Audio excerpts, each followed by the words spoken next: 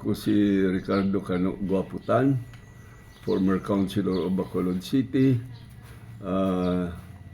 May mensahe lang po sa aton mga utod diri nga mga Kristiyano, especially sa aton sa Bacolod kung sa probinsya sang Negros Occidental. To the Christian world, in behalf of Campistuhan Highland Resort, kami nag-upod gid sa tanan sa pagpamalandong sining Semana Santa. Sa sining season of Lent, kabay pang let us continue to love one another, ang pagpatawad kag ang pagpalayo sa kasalanan ang pinaka-importante. Dumdumon gid naton, Jesus died for us, kag ang aton